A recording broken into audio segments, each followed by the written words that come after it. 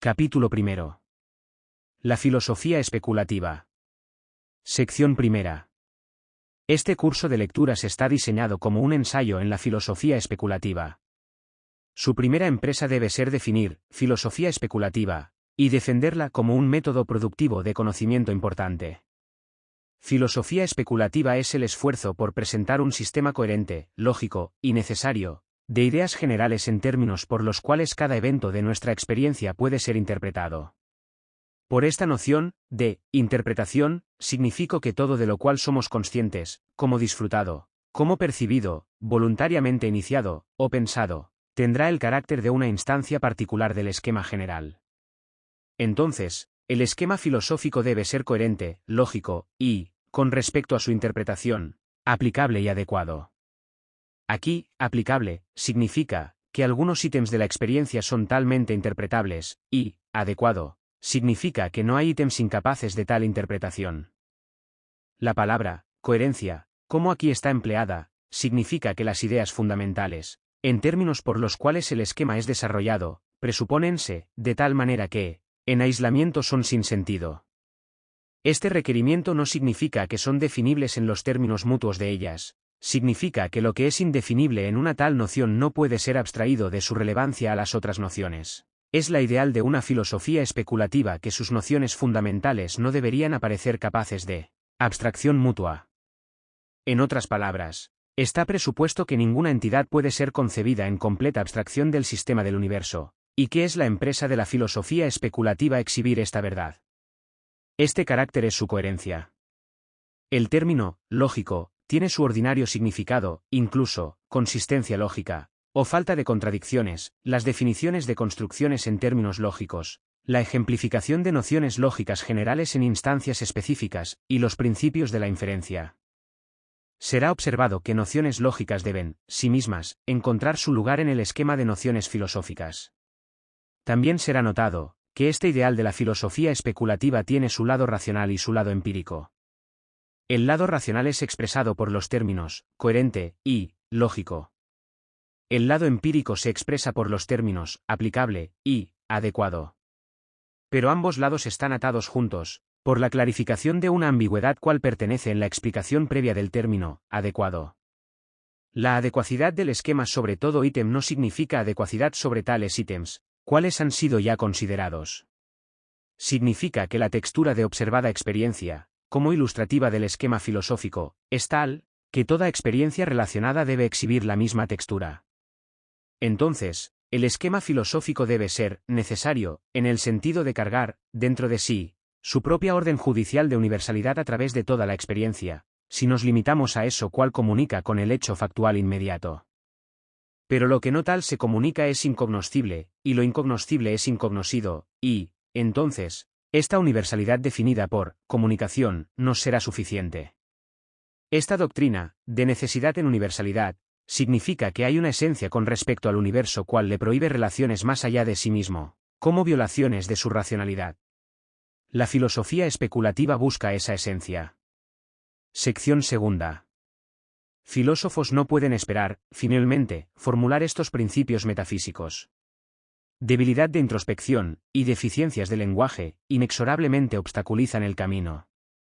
Palabras y frases deben ser estrechadas hacia una generalidad foránea a sus usos ordinarios, y tanto como sean estabilizados tales elementos del lenguaje como tecnicismos, ya quedan siendo metáforas mudamente atractivas para un salto imaginativo.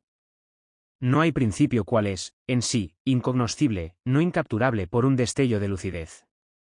Pero, poniendo a un lado las dificultades del lenguaje, deficiencia en penetración imaginativa prohíbe progreso en cualquier forma, a excepción de la visión asintótica, correspondiente a un esquema de principios definibles solamente en términos de ese ideal, cual les toca satisfacer. La dificultad tiene su asiento en el lado empírico de la filosofía. Nuestro dato es el mundo actual, incluso nosotros, y este mundo actual se extiende para ser observado, disfrazado como el tópico de nuestra inmediata experiencia. La elucidación de inmediata experiencia es la sola justificación por cualquier pensamiento, y el punto iniciativo del pensamiento es la observación analítica de los componentes de esta experiencia. Pero no somos conscientes de algún análisis, claro y completo, de experiencia inmediata, en términos de los varios detalles cuales comprenden su definitud. Habitualmente observamos según el método de la diferencia. Unas veces vemos un elefante, otras veces no. El resultado es que un elefante, cuando presente, es notado. Facilidad de observación depende del hecho de que el objeto observado es importante cuando presente, y a veces está ausente. Los principios metafísicos nunca pueden fallar de ejemplificación. Nunca podemos captar el mundo actual vacacionándose de su influencia. Por lo tanto, para el descubrimiento de la metafísica, el método de fijar el pensamiento a estricta sistematización de discriminación detallada, ya efectuada por observación antecedente, se quiebra. Este derrumbamiento del método de empirismo rígido no se confina a la metafísica. Ocurre cuando buscamos las más grandes generalidades. En las ciencias naturales el método rígido es el método baconiano de inducción, un método cual, si se sigue consistentemente, dejaría las ciencias aún como las había encontrado. Lo que omitió Bacon fue el juego de una imaginación libre, controlada por los requerimientos de la coherencia y la lógica. El método verdadero del descubrimiento es como el primer vuelo de un avión. Empieza desde la base de observación particular, hace un vuelo en el aire tenue de generalización imaginativa, y otra vez aterriza para observación renovada, hecha aguda por interpretación racional. La razón por el éxito de este método de racionalización imaginativa es que, cuando el método de la diferencia fracasa, factores cuales están presentes constantemente pueden ser ya observados, bajo la influencia del pensamiento imaginativo. Tal pensamiento suministra las diferencias cuales a la observación directa le faltan. Hasta puede jugar con inconsistencia, y puede, entonces, aventar luz a los consistentes y persistentes elementos en la experiencia, en comparación con lo que en la imaginación es inconsistente con ellos. El juzgamiento negativo es la cumbre de la mentalidad. Pero las condiciones para el éxito de la construcción imaginativa deben ser rigurosamente observadas.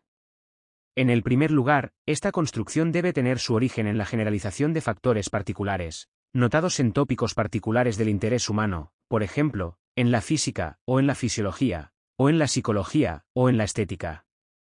O en creencias éticas, o en la sociología, o en lenguajes concebidos como almacenes de la experiencia humana. De esta manera, el requisito primero, que de todos modos habrá una aplicación importante, está asegurado. El éxito del experimento imaginativo debe ser, siempre, probado, por la aplicabilidad de sus resultados más allá del locus restringido desde el cual se originó. Ante la falta de tal aplicación extendida, una generalización comenzada con la física, por ejemplo, se queda siendo meramente una expresión alternativa de nociones aplicables a la física. La parcialmente exitosa generalización filosófica encontrará, si derivada de la física, aplicaciones en campos de la experiencia más allá de la física. Ilustrará observación en esos campos remotos, para que principios generales puedan ser notados como en el proceso de la ilustración, cuales, en la ausencia de la generalización imaginativa, son oscurecidos, por su ejemplificación persistente. Entonces, el primer requisito es proceder por el método de generalización, para que ciertamente haya alguna aplicación, y la prueba de algún éxito es la aplicación más allá del inmediato origen. En otras palabras, alguna sinóptica visión se ha adquirido. En esta descripción del método filosófico, el término generalización filosófica ha significado la utilización de específicas nociones, aplicables a un grupo restringido de hechos, para la adivinación de las nociones cuales se aplican a todos los hechos. En su uso de este método, las ciencias naturales han mostrado una mezcla curiosa del racionalismo y del irracionalismo. Su prevalente tono de pensamiento ha sido arduamente racionalista, dentro de sus propias barreras, y dogmáticamente irracional fuera de esas barreras. En práctica, tal actitud suele convertirse en una dogmática negación, que hay factor alguno en el mundo no enteramente expresable en términos de sus propias nociones primarias, carente de cualquier más generalización. Tal negación es la autonegación del pensamiento. La segunda condición para el éxito de la construcción imaginativa es la persecución, sin retroceder, de los dos ideales racionalistas, coherencia, y la perfección lógica. La perfección lógica aquí no requiere una detallada explicación. Un ejemplo de su importancia ya está ofrecido en el papel de las matemáticas, en el restringido campo de las ciencias naturales. La historia de las matemáticas exhibe la generalización de nociones especiales, observadas en instancias particulares. En cualquier rama de las matemáticas, las nociones ya se presuponen mutuamente. Es un característico remarcable de la historia del pensamiento, que las ramas de las matemáticas, desarrolladas según el impulso puramente imaginativo, talmente controladas, finalmente ya reciben su importante aplicación. Tiempo podrá ser requerido. Cónicas secciones tuvieron que esperar por 1800 años. En años más recientes, la teoría de la probabilidad, la teoría de tensores, la teoría de matrices, son casos ejemplificantes. El requerimiento de la coherencia es el gran preservador de la sanidad racionalista. Pero la validez de sus críticas no es siempre admitida. Si consideramos controversias filosóficas, encontraremos que los disputantes suelen requerir coherencia de sus adversarios, mientras se otorgan dispensas a sí mismos. Ha sido remarcado que un sistema de filosofía nunca está refutado, solo está abandonado. La razón es, que las contradicciones lógicas, excepto como temporales deslices de la mente, pletóricos aunque temporales, son las más gratuitas de equivocaciones, y usualmente son triviales. Entonces, siguiente crítica, sistemas no exhiben meras ilogicidades. Sufren de inadecuacidad y de incoherencia. Falta de incluir ciertos obvios elementos de la experiencia, en el alcance del sistema, se encuentra con una negación audaz de los hechos.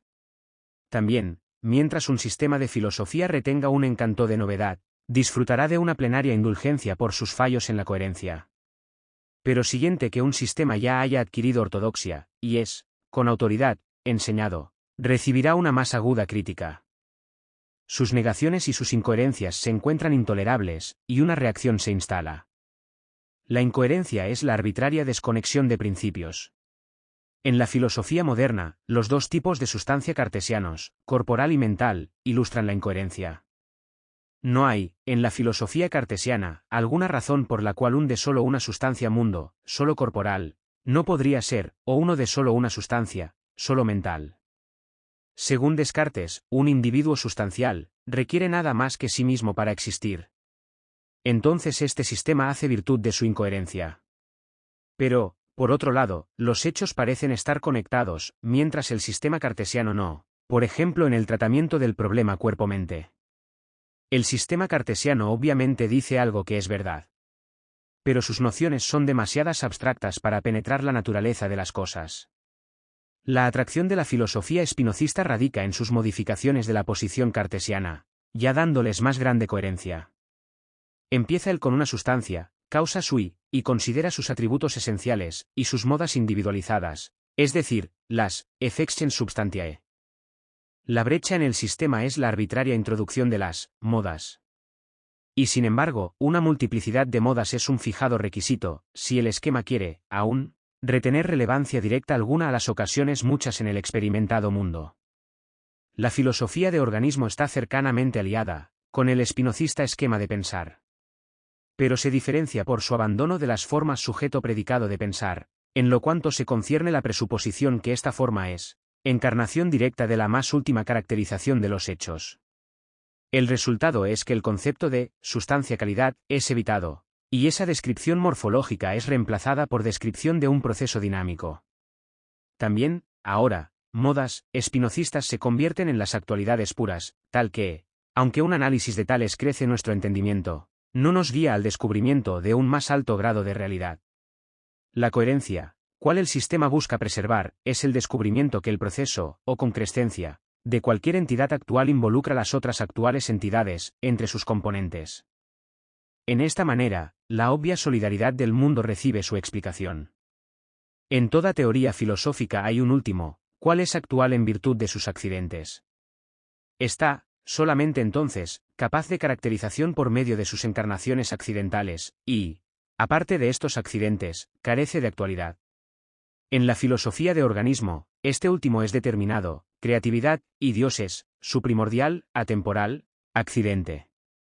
En filosofías monistas, la espinocista, o el idealismo absoluto, este último es Dios, quien es determinado, equivalentemente, el absoluto. En tales esquemas monistas, el último es ilegítimamente permitido una final, eminente, realidad, más allá de esa atribuida a cualquiera de sus accidentes. En esta posición general, la filosofía de organismo parece aproximarse más a ciertas corrientes de pensamiento indias, o chinas, que a occidental pensamiento asiático, o europeo. Un lado hace último el proceso, el otro lado hace último el hecho. Sección tercera. En sus turnos, todas las filosofías sufrirán una deposición. Pero el bulto de sistemas filosóficos expresa una variedad de verdades generales del universo, esperando coordinación y asignación de sus varias esferas de validez. Tal progreso en coordinación está provisto por el avance de la filosofía, y, en este sentido, la filosofía ha avanzado desde Platón en adelante. Según esta cuenta del logro del racionalismo, el jefe error de la filosofía es la exageración. La procuración de la generalización es sustentable, pero la estimación del éxito es exagerada. Hay dos formas principales de tal exageración. Una forma es la cual yo he determinado, en otro lugar, la falacia de mal apropiada concreción. Esta falacia consiste en negar el grado de abstracción involucrado, cuando una entidad actual es considerada meramente en cuanto ejemplifica ciertas categorías de pensamiento. Hay aspectos de las actualidades, cuales simplemente son ignorados, mientras restringimos el pensamiento a estas categorías. Entonces, el éxito de una filosofía debe ser medido por su comparativa evitación de esta falacia, cuando el pensamiento es restringido dentro de sus categorías. La otra forma de exageración consiste en una falsa estimación del procedimiento lógico, con respecto a la certeza, y con respecto a las premisas. La filosofía ha sido embrujada por la desafortunada noción, de que su método es dogmáticamente indicar premisas, cuáles son claras solas, distintas, y ciertas, y para erigir sobre esas premisas un sistema deductivo de pensamiento. Pero, la correcta expresión de las finales generalidades es la meta de la discusión, y no su origen. La filosofía ha sido mal guiada por el ejemplo de las matemáticas, y hasta en las matemáticas, la declaración de los últimos principios lógicos está acosada por dificultades hasta ahora, insuperables. La verificación de un esquema racionalista debe ser buscada en su éxito general, y no en la certeza peculiar, o claridad inicial, de sus principios. En esta conexión, el mal uso del argumento, ex absurdo, debe ser notado, por el cual mucho razonamiento filosófico es viciado. La única conclusión lógica que se puede extraer, cuando surge una contradicción de una cadena de razonamiento, es que, por lo menos, una de las premisas involucradas en la inferencia es falsa. Es precipitadamente asumido, sin más cuestión, que la premisa pectante puede ser, de una vez, localizada. En las matemáticas, esta asunción está a menudo justificada, y, por ella, los filósofos han sido engañados. Pero en la ausencia de un buen definido esquema categorial de entidades, surgiendo en un sistema metafísico satisfactorio, cada premisa en un argumento filosófico está bajo sospecha. La filosofía no reganará su estado propio, hasta que la gradual elaboración de esquemas categoriales, definitivamente expresados en cada etapa de progresión, es conocida como su propio objetivo. Pueden haber esquemas rivales, inconsistentes entre sí mismos, cada uno con sus propios méritos, y sus propios fallos. Será, entonces, el propósito de la exploración, conciliar las diferencias. Categorías metafísicas no son dogmáticas declaraciones de lo obvio, son formulaciones tentativas de las generalidades últimas. Si consideramos cualquier esquema de categorías filosóficas como una aserción compleja, y le aplicamos la alternativa del lógico, ya sea cierta o falsa, la respuesta tiene que ser que el esquema es falso. La misma respuesta debe ser dada a una cuestión semejante, respetando los existentes formulados principios de cualquier ciencia. El esquema es verdad con calificaciones no formuladas, excepciones, limitaciones, y nuevas interpretaciones en términos de más nociones generales. Todavía no sabemos cómo reformular el esquema en una verdad lógica. Pero el esquema es una matriz, desde la cual verdaderas proposiciones, aplicables a circunstancias particulares, pueden ser derivadas.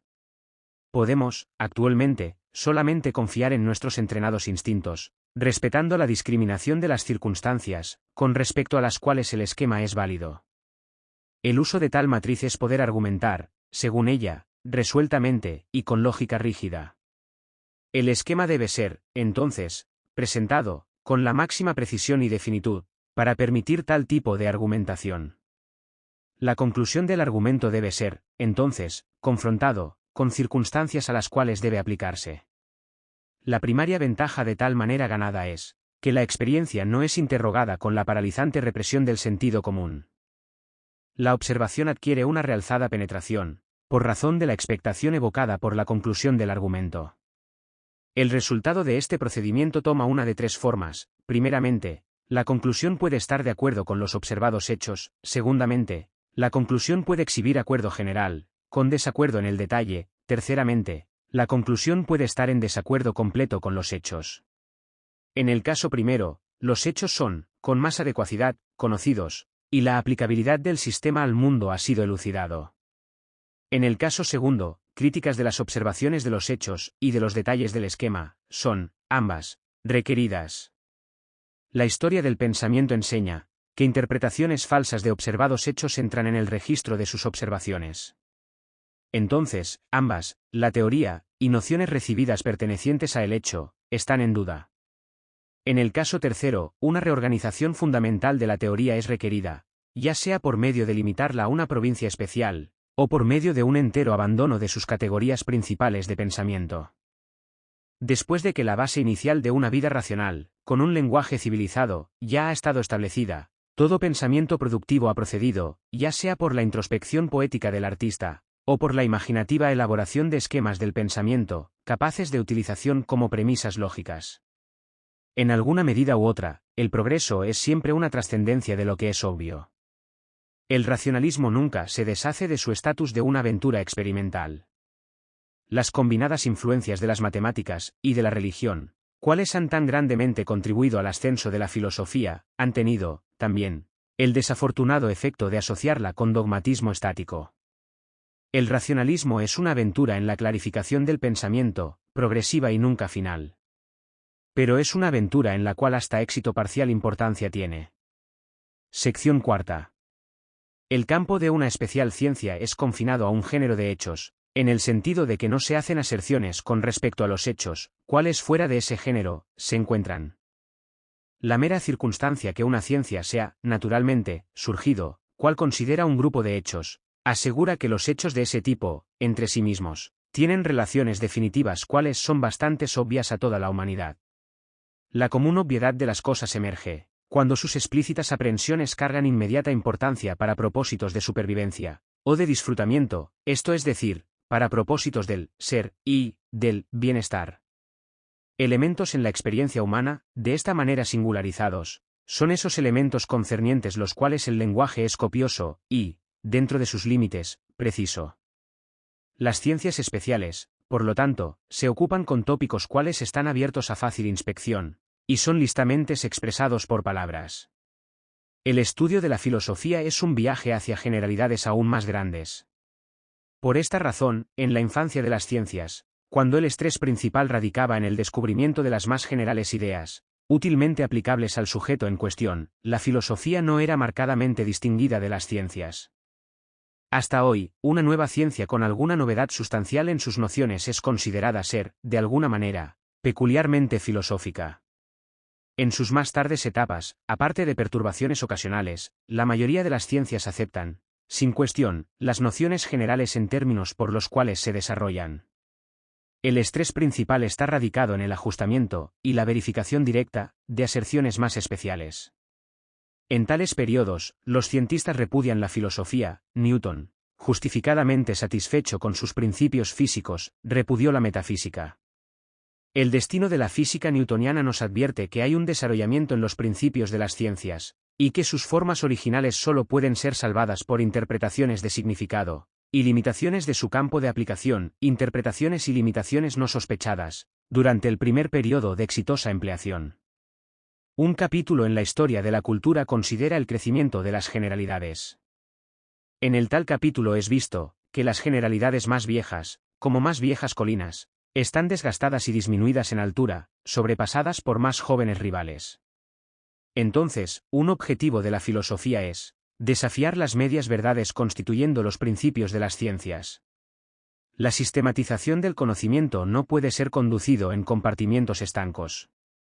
Todas generales verdades se condicionan mutuamente, y los límites de sus aplicaciones no pueden ser adecuadamente definidos, aparte de su correlación por aún más anchas generalidades. La crítica de los principios debe jefemente tomar la forma de la determinación de esos significados apropiados para ser asignados a las nociones fundamentales de las ciencias varias, cuando estas nociones son consideradas, con respecto a su estatus respectivo, entre sí.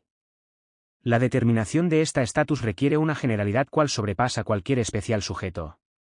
Si podemos confiar en la tradición pitagórica, el surgimiento de la filosofía europea fue largamente promocionada por el desarrollo de las matemáticas a una ciencia de generalidad abstracta. Pero en su subsecuente desarrollo, El método de la filosofía también ha sido viciado por el ejemplo de las matemáticas. El método primario de las matemáticas es la deducción. El método primario de la filosofía es generalización descriptiva. Bajo la influencia de las matemáticas, la deducción ha sido impuesta a la filosofía como su método estándar, en vez de tomar su lugar verdadero, como un esencial modo auxiliar de verificación, para poner a prueba el alcance de las generalidades. Esta mala aprehensión del método filosófico ha velado el muy considerable éxito de la filosofía, en proporcionar nociones genéricas, cuales le agregan lucidez a nuestra aprehensión de los hechos de la experiencia. Las disposiciones de Platón, Aristóteles, Tomás de Aquino, Descartes, Spinoza, Leibniz, Locke, Berkeley, Hume, Kant, Hegel, meramente significan que las ideas que estos hombres introdujeron a la tradición filosófica deben ser construidas con limitaciones, adaptaciones e inversiones, ya sean desconocidas para ellas o repudiadas explícitamente por ellas. Una nueva idea introduce una nueva alternativa, y no estamos menos en deuda con un pensador cuando adoptamos la alternativa, cual él ha descartado. La filosofía nunca regresa a su anterior posición, después del choque de un filósofo grande. Sección quinta. Cada ciencia tiene que idear sus propios instrumentos. El instrumento requerido para la filosofía es el lenguaje. Entonces, la filosofía rediseña el lenguaje del mismo modo que, en las ciencias físicas, aplicaciones preexistentes son rediseñadas. Es exactamente en este punto que la apelación a los hechos es una operación difícil. Esta apelación no es solamente a la expresión de los hechos, en corrientes verbales sentencias. La adecuadidad de tales sentencias es la principal cuestión en disputación. Es verdad que el acuerdo general entre la humanidad, con respecto a hechos experimentados, es mejor expresado en lenguaje. Pero el lenguaje de la literatura ya se quiebra, precisamente en la empresa de expresar en forma explícita las más grandes generalidades, las mismas generalidades cuales la metafísica busca expresar. El punto es, que cada proposición se refiere a un universo exhibiendo algún carácter generalmente sistemático y metafísico. Aparte de este trasfondo, las separadas entidades, cuales van a formular la proposición, incluso la proposición como tal, están sin carácter determinado. Nada ha sido definido, porque cada entidad definida requiere un universo sistemático, para suministrar su requisito estatus. Entonces, cada proposición proponiendo un hecho debe, en su análisis completo, proponer el carácter general del universo requerido para ese hecho. No hay algunos autosostenidos hechos, flotando en la nada. Esta doctrina, de la imposibilidad de apartar una proposición de su sistemático contexto en el mundo actual, es una consecuencia directa de la cuarta, y la 20ª, de las explicaciones categoriales fundamentales en las que estaremos ocupados expandiendo e ilustrando.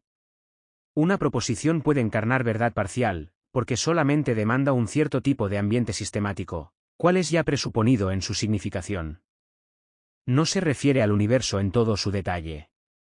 Un objetivo práctico de la metafísica es el exacto análisis de las proposiciones, no meramente de proposiciones metafísicas, pero de proposiciones bastante ordinarias, tal como, hay carne de res para la cena hoy, y, Sócrates es mortal.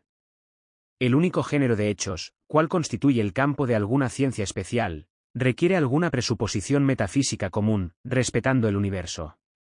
Es meramente crédulo aceptar frases verbales como adecuadas declaraciones de proposiciones. La distinción entre frases verbales y proposiciones completas es una de las razones por la cual la rígida alternativa del lógico, verdadera o falsa, es tan largamente irrelevante para la persecución del conocimiento.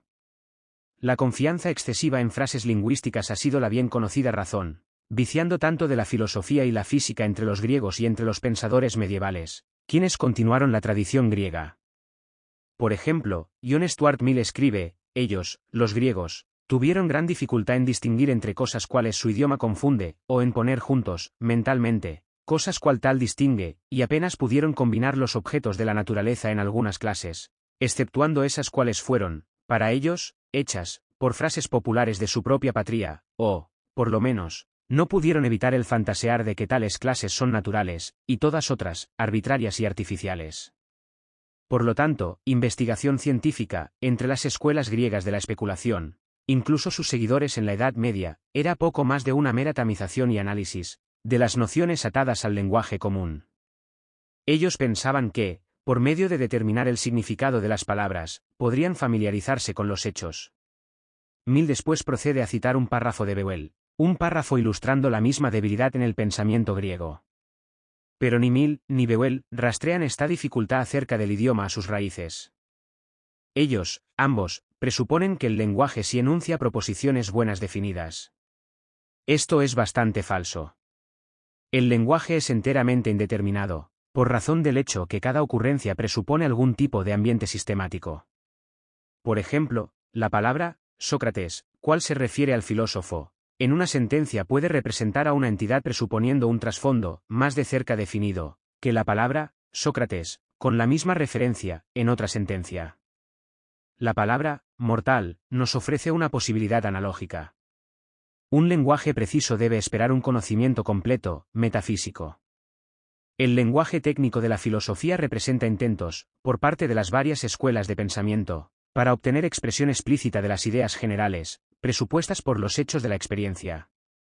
Sigue que cualquier novedad, en las doctrinas metafísicas, exhibe alguna medida de desacuerdo con declaraciones sobre los hechos encontrados, en la literatura filosófica corriente. El extenso del desacuerdo mide el extenso de la divergencia metafísica. Es, entonces, una crítica no válida de una escuela filosófica, apuntar que sus doctrinas no siguen de la expresión verbal de los hechos aceptados por otra escuela. La contención entera es, que las doctrinas en cuestión suministran un más cercano acercamiento a proposiciones enteramente expresadas. La verdad, en sí, no es nada más que, como las compuestas naturalezas de las entidades orgánicas del mundo, obtienen representación adecuada, en la naturaleza divina. Tales representaciones componen la naturaleza consecuente de Dios, cual evoluciona con su relación con el mundo, evolucionando sin derogación a la completación eterna de su naturaleza conceptual primordial. En esta manera, el principio ontológico es mantenido, porque no puede haber alguna verdad determinada, imparcialmente correlacionando las parciales experiencias de muchas entidades generales, aparte de una entidad actual a la cual se puede referir. La reacción del mundo temporal sobre la naturaleza de Dios es, subsecuentemente, considerada en la parte quinta, es, ahí, determinada, la naturaleza consecuente de Dios. Todo lo que, en la práctica, se encuentra, debe ser limitado al rango de la descripción metafísica.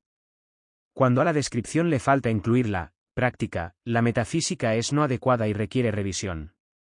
No puede ver apelación alguna a la práctica para suplementar la metafísica, mientras nos quedamos contentos con nuestras doctrinas metafísicas. La metafísica no es más que la descripción de las generalidades, cuales a cada detalle de la práctica se aplican. Ninguna descripción metafísica puede esperar satisfacer, enteramente, estas pruebas pragmáticas. En el mejor de los casos, tal sistema quedará siendo una aproximación a las verdades generales cuales se buscan. En particular, no hay ningunas precisamente declaradas certezas axiomáticas desde las cuales empezar. Ni hay aún un lenguaje mediante el cual pueden ser presentadas. El único posible procedimiento es el de empezar desde las expresiones verbales, cuales, cuando tomadas solas con el significado corriente de sus palabras, son mal definidas y ambiguas. Estas no son premisas, desde las cuales se puede razonar aparte de su elucidación. Mediante discusión adicional, son los esfuerzos por establecer principios generales, cuales serán ejemplificados en la descripción subsecuente de los hechos de la experiencia. Esta subsecuente elaboración debe elucidar los significados que se les asignarán a las palabras y frases empleadas. Tales significados son incapaces de una precisa aprehensión, aparte de una aprehensión correspondientemente precisa del trasfondo metafísico, cual el universo les proporciona. Pero ningún lenguaje puede ser otra cosa que elíptico, requiriendo un salto en la imaginación para entender su significado, y su relevancia a la experiencia inmediata. La posición de la metafísica en el desarrollo de la cultura no puede ser entendida, sin recordar que ninguna declaración verbal es la adecuada expresión de una proposición. Un antiguo establecido sistema metafísico gana una falsa apariencia de precisión adecuada, por el hecho de que sus palabras y frases se han pasado a la literatura corriente. Entonces, las proposiciones expresadas en su lenguaje, son más fácilmente correladas a nuestras fugaces intuiciones, sobre la verdad metafísica. Cuando confiamos en estas declaraciones verbales, y argumentamos como si adecuadamente analizan significación, somos guiados hacia dificultades cuales toman la forma de negaciones de lo que, en la práctica, está presupuesto. Pero cuando son propuestas como principios, asumen un aire no merecido de sobria obviedad. Su defecto es que las proposiciones verdaderas, cuales sí expresan pierden su carácter fundamental cuando sometidas a adecuada expresión. Por ejemplo, consideren ese tipo de proposiciones tal como, el pasto está verde, y, la ballena está grande. Esta forma sujeto-predicado de declaración aparece tan simple, avanzándonos directamente hacia un principio metafísico, y sin embargo, en estos ejemplos, oculta tales complejos, diversos, significados.